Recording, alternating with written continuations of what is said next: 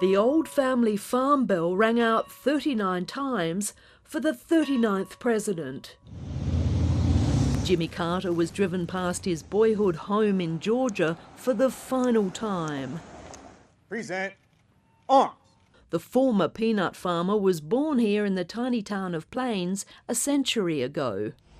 Today, thousands of his neighbours lined the streets to pay their respects. His flag-draped coffin was then taken to the front of the Georgia Capitol building for a moment of silence.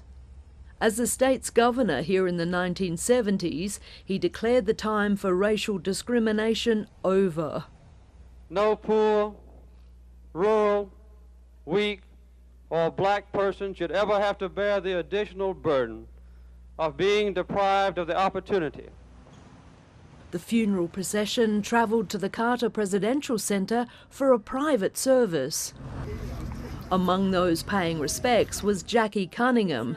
She drove 12 hours to be here and described herself as a lifelong superfan. Sad because one of the brightest lights that humanity has ever seemed to give us, at least in my lifetime, is out.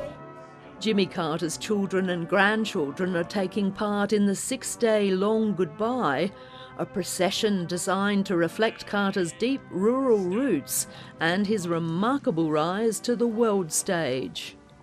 To the people at the Carter Center, you continue the vibrant living legacy of what is my grandfather's life's work. It was his work here, promoting democracy after he was president, that earned him the Nobel Peace Prize. He was an amazing man, and he was held up and propped up and soothed by an amazing woman. And the two of them together changed the world. And it was an amazing thing to watch from so close and to be able to be involved in. His coffin will lie here in Georgia for the public to pay respects until Tuesday, when it will be flown to Washington, D.C.